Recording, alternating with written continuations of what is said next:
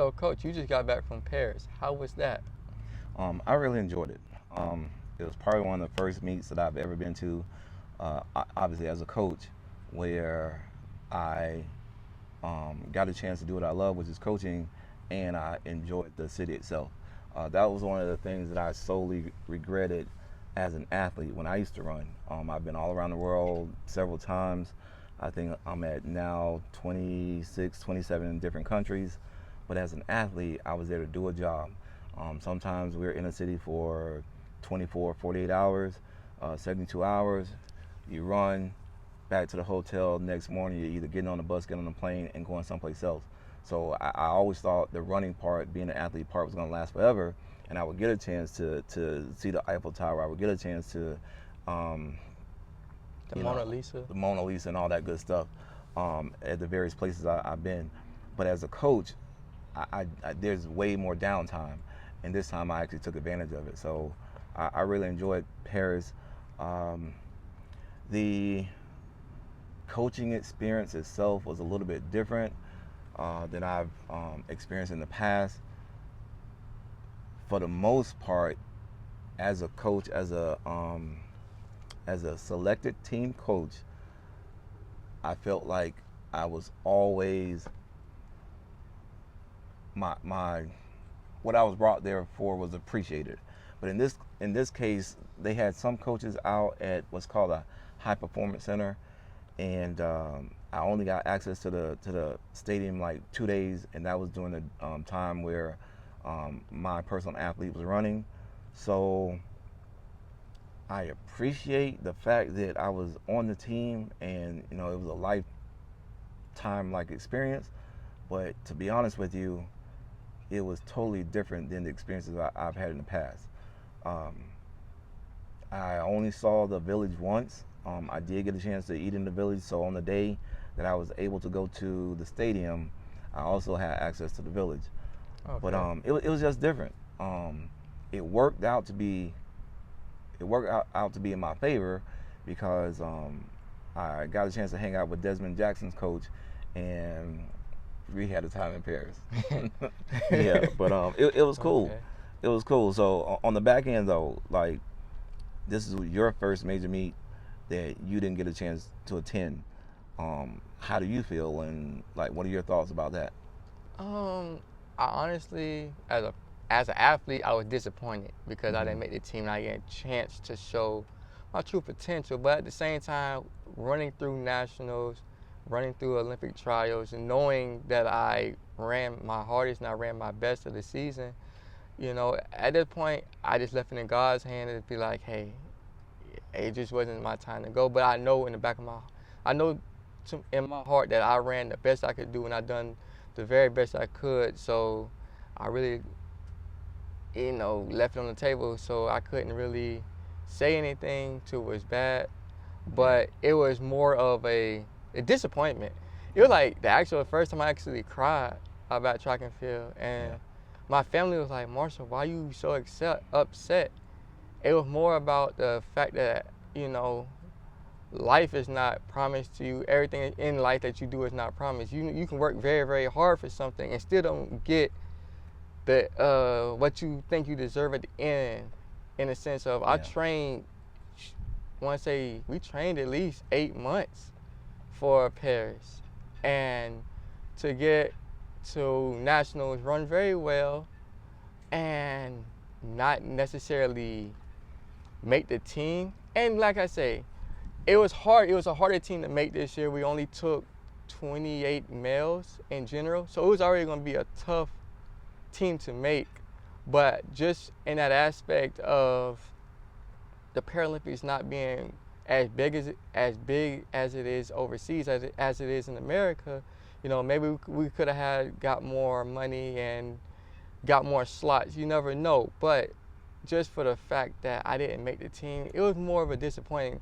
But it's not like I'm gonna go and complain. I'm just gonna when my off season ends in a couple of weeks, and we're gonna get back to grinding. We don't complain. We adjust, and that's what we're gonna do. We're gonna adjust and do our thing. so you as an athlete, yeah, um, it's okay if you take the high road, and I typically take the high road as well, but it's funny because we kind of face the same thing. Whereas I was #1 in the nation coming out of high school. I was third at NCAA's my senior year in college. So my trajectories suggested that I should be one of the top Americans in the country if I continue to do what I was doing. But because of the high use of drugs, I don't feel like I was able to fulfill my dreams. And so I feel like you, to a certain degree, are in that same boat where it's not where top 3 go to the Paralympics and that's just it. There's some type of formula, which I still don't understand, where it doesn't matter what you do. You could have ran a personal best and unfortunately still not been chosen. So even if you hit 100% of your standard or 105% of your standard, it was never in your hands. And that's unfortunately what we have to fight against, and most people don't understand. I don't know if it's fair or not, because everybody's under those same stipulations, but who's to say that a person who didn't deserve to make the team made the team, and somebody who deserved to make the team didn't? Like, you never know. I definitely know at least one person who probably was on the bubble per their performance, whether or not they should have been on that team. And then their performance over there, to me, suggested that they shouldn't have been on the team. Even if you were not picked, maybe that person should not have been on the team. But it's one of those things where if it don't kill you, make you stronger. I've always told you that our goal is to make your, what they say, disability disappear. And that has always been the main purpose. You still are unbeaten on American soil. And I think at the end of the day, you have to really understand what your purpose is behind this. And I've always told you, you're never going to get rich in track and field, but you can use this to build your platform and let other people know about CP, your visual impairment, and the things that you've done to overcome that. And again, to a certain degree, make your disabilities disappear. Yeah, and I say thank you to that. But in my world, I feel like I've done that to a point.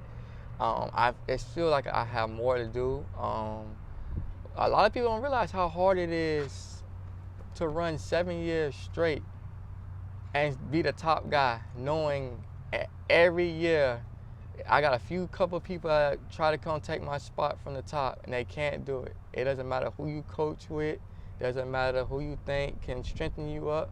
What we do down here in Florida, you can't touch. And I thank God for that ability to run. I thanking God for bringing Coach McCall into my life to bring undefeated ranks in America. In another episode, I'll show you all, I have a backpack full of gold medals from national championships. We are at 14 national titles right now, 14 in a row. It ain't no 14, okay, we won 2 here, we won 2 here. No, we got 14 in a row. That's 7 years straight of straight knocking people off in America when it comes to that time of the year. Now overseas, we have been at as high as 2nd, and we have been as low as 7th. Yeah. So, but out the gates though in London, I was 4th. 4th. Yeah. I was 4th out the gates, 5 months into the sport. Yeah, 5 months in. So, yeah, I think people, if there is one gripe that I have, it's I go to these meets, and this may not be the case, but I feel like I'm that fat track coach meme, where the younger people within Paralympics probably don't know that I was a 10:06 100-meter sprinter, 20:27 200-meter. Again, 3rd at nationals my senior year. I 2-time national champion, 1 in the 4x1 and 1 in the 4x4 indoor, as well as 11-time All-American. And I don't, every time I go to dinner in the cafeteria, I'm not throwing that out, because that's not the point of it. That's something I did. I'm just speaking to my experience and my ability to coach anybody. Any ambulatory walking this planet, I feel like I can make them better, except one. Oh, man. Maybe we'll talk about that. Maybe we won't. But so this time over in Paris, I just felt like I have a skill set, and there were maybe a handful of people, athletes that is, who have a respect for the information I provide, not being their coach. And that's another thing that I try to do. I know that I'm not there to recruit. I'm not there to change the will of anybody. You're a couple of days, in some cases about a week or two out from the part of the biggest race of your life. I'm just there to guide you through that experience.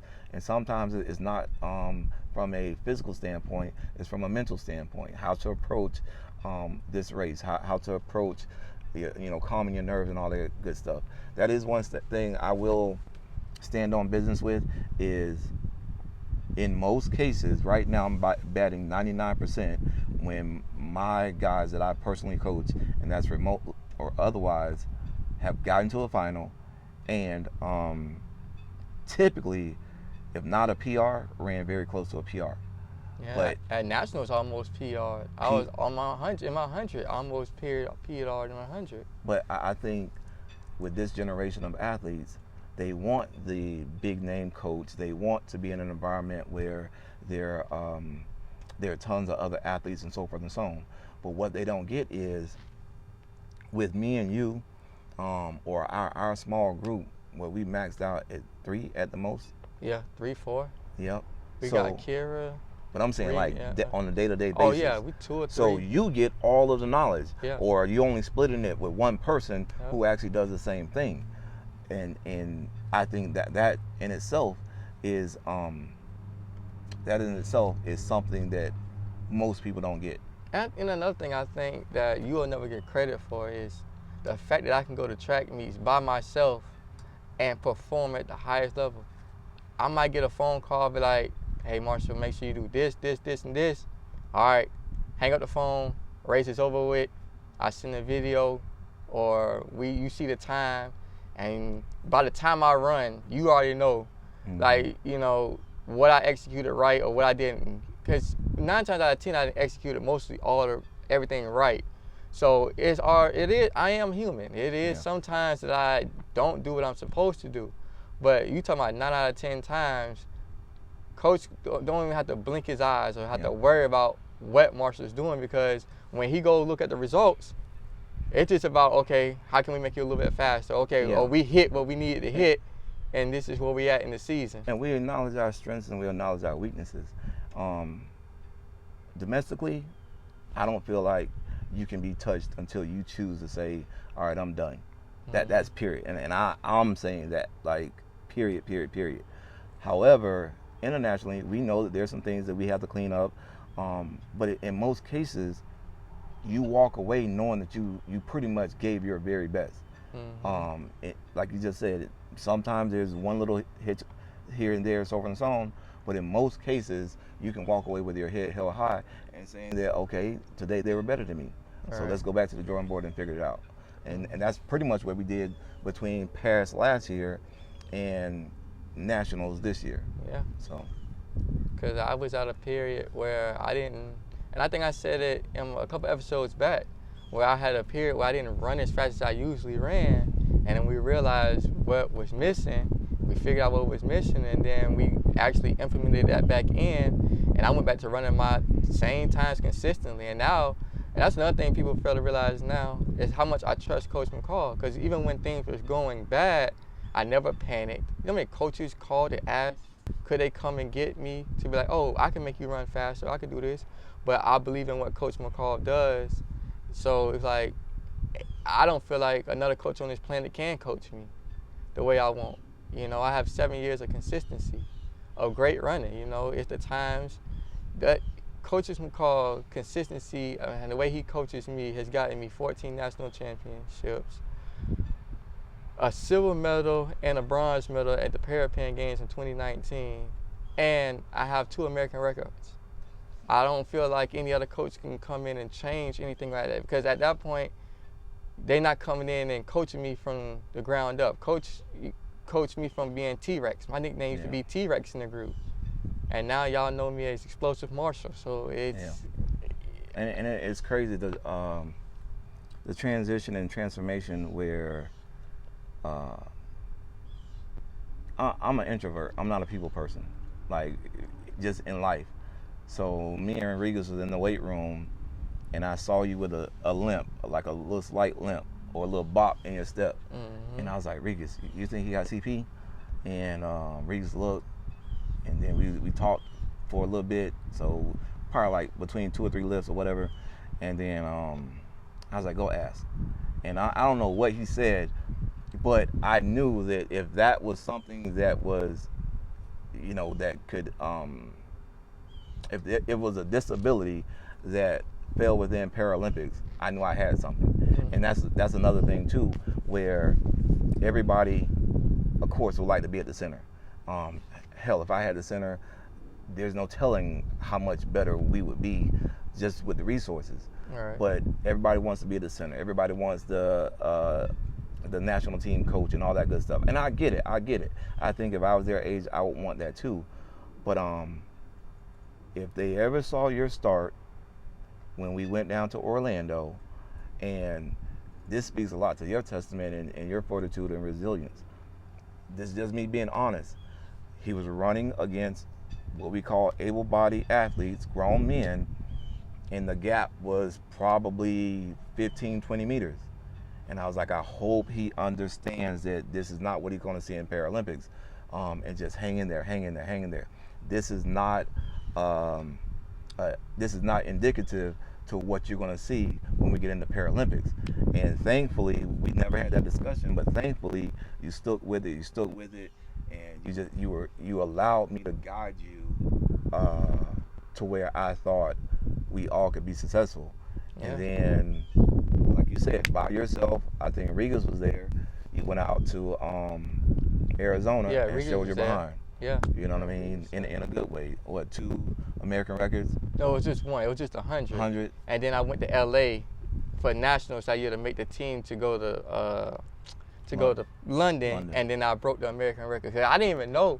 You the one that told me the American record was set when I was 3. It was set in 1996. Yeah. And it stood since 96. Yeah. And then I came in and broke it, and it's been standing since. Yeah. So it doesn't matter altitude, running fast. It doesn't matter wind-aided times or whatever the case may be. What I do appreciate, when he lines up against competition, there's no second guessing. He's going to put his best foot forward, and it's not about me. So as much credit as he gives me, he runs for himself. He runs for his family. He runs for the name on the back of his jersey. He runs for his city and all that good stuff. And that's something I appreciate. Like, I can't go out there and do it.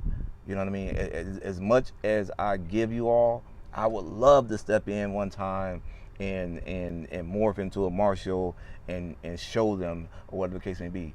But I love the fact that when you go out there, I probably give you little motivational tips, but you don't need to be motivated. You already know what you're there for. Yeah. And it's about business. So Yeah. that's something I definitely appreciate. It's always about business, because you can't, like what I tell people is, the relationship that coach and I have is not.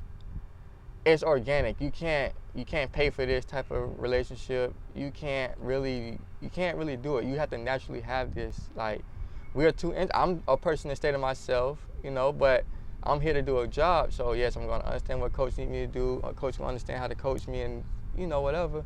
And then we talk about outside life, about just outside track and field, because I feel like if you talk just about track and field with your coach, it's like, okay, coaches can be like, well, dang, I'm just gonna treat you as track and field, and be like, all right, whatever, all right, I'm here to give you workouts. So let's hit these 5-6 reps, and you go about your way, I go about my way. But with coach and I, we talk about life stuff in the middle of practice. We're serious when we need to be serious, but also we have that time to be like, all right, what's going on today? How's the wife? How's Duke doing? Different things of that nature. And I understand coach on a personal level. Coach understands me as a personal level, and it's just like that brotherhood that we created outside of coaching. And the primary reason that is the case is, at the core of it, you're a good person. I don't like being around people that are not good people. I do give a lot, but I understand what I'm giving, and I'm giving because somebody gave to me. uh, being a good person is not something you come across a lot in just in life in general. You know, people want things from me. They want me to make them a better athletes and so forth and so on. But a lot of them are takers versus givers. I don't ever feel like, I have never felt like you have not been appreciative of what I've offered. And I hope, just from a coaching standpoint, yes, me being older and, you know, there may be big uncle or whatever, like that type of relationship, but I've always valued how you go about your business. And again, you being a good person, so. Oh yeah, and that is most definitely that way. But also, I'm trying to get to the mountaintop. So you have, of course, you didn't get the Olympic medal like you would want to say, but you can guide me to get my Paralympic medal. Yeah. So it's more of that aspect of why would I measure something, why would I cut something 35 times when I could measure it once And get it right. Measure it once and cut it once. And that's what I use you as in saying, well, Coach McCall has done everything that I wanted to do. You know, so at this point, what can I learn from Coach McCall? You know, check your ego at the door and learn. Like I'm in school in a sense. Like when I come to work or come to practice or training, however y'all would look at it to yourselves, I look at it as coming into work. Yes, we're gonna talk and have fun, but I'm coming to work to learn something, because at the end of the day, Coach McCall will tell you, he can send me to a track meet across the world and don't talk to me for 2 weeks. And he gonna know I'm gonna do his system from top to bottom, A to Z, 1 to 100, however you wanna look at it. Yeah. And it's gonna be done the way he want it done.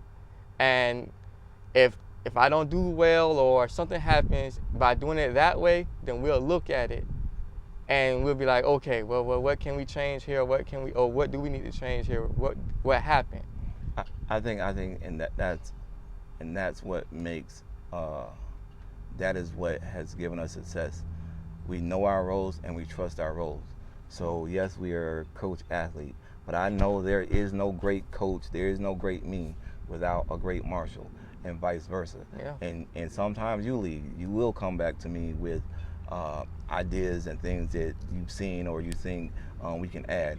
And sometimes they work, sometimes they don't. Yeah. But I don't think you ever feel like, it's just what coach says, or at least I know that's not my approach. No, it's never been like that. My thing is, like I said just a few minutes ago, coach has the ability to see the things that I can't see. I'm in first person view.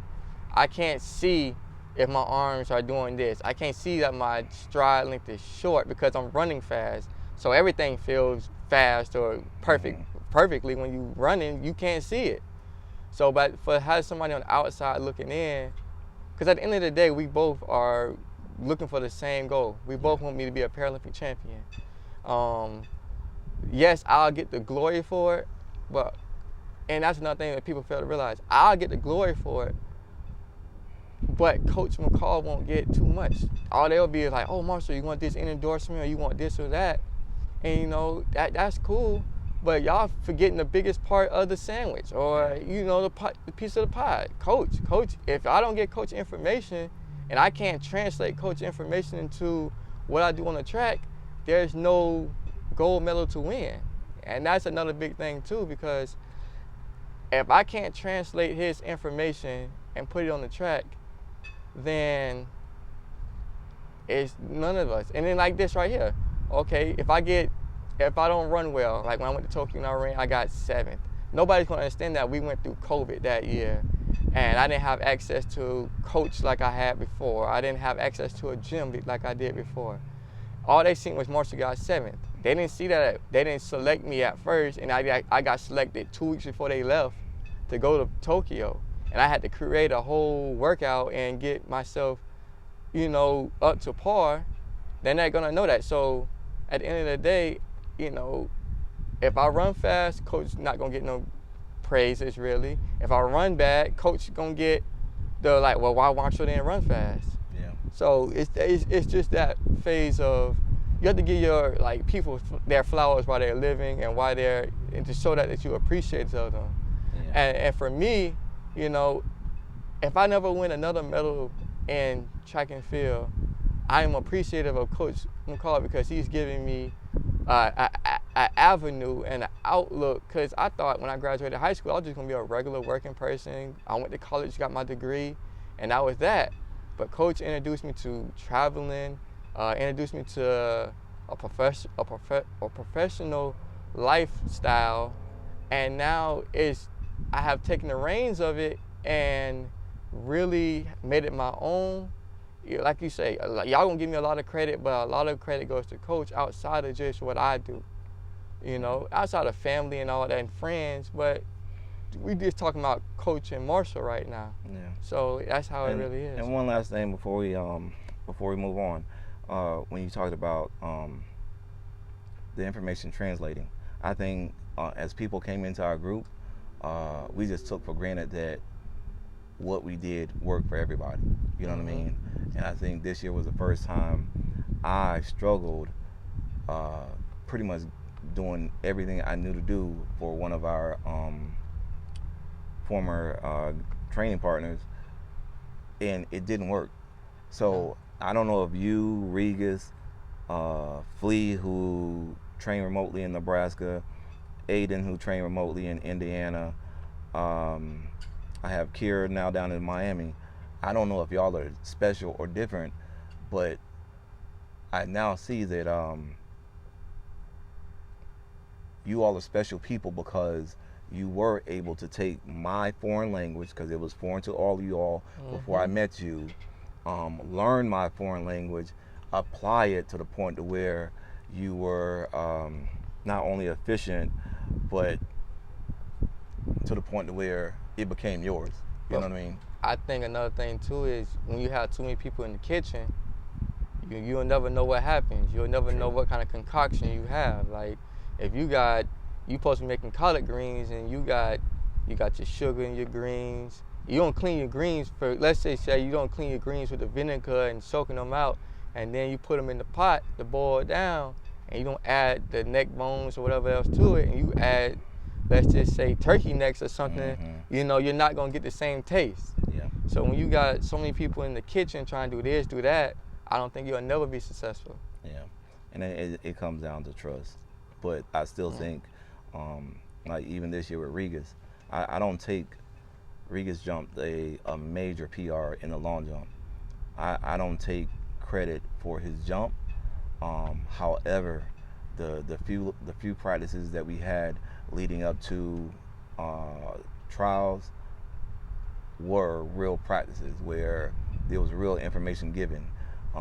There's some things that he brought to the table that I think applied to his success, and maybe there's a few things that I offered that applied to his success. I'm not a jump coach, but I was still willing to take on that challenge. But Right. Again, it just speaks to who you all are as athletes. You value what I bring to the table, but I still think in the right situation, you still would be Marshall, 7-year national champion in two events and all that good stuff. It's just that our working flow is a whole lot better because we do have a relationship off the track. I do have a relationship with Regis off the track. I do speak with Takira often, even though I've only met her back in February or March. You know what I mean? And she's bought in. If I haven't talked to her in a while, I'll get a text, Coach, where's my coach at? You know what I mean? And I'm hoping that means that you all really like me as a person, because I don't want it just to be about track and field. And those people that I named, even down to Aiden and Nick back in the day, it was more than track and field, and I think that's why we had success. Okay. Yeah. Well, that's all for these sets of questions right now. Coach, thank you for being here. No problem. And we look forward to having you on another episode. Here you go.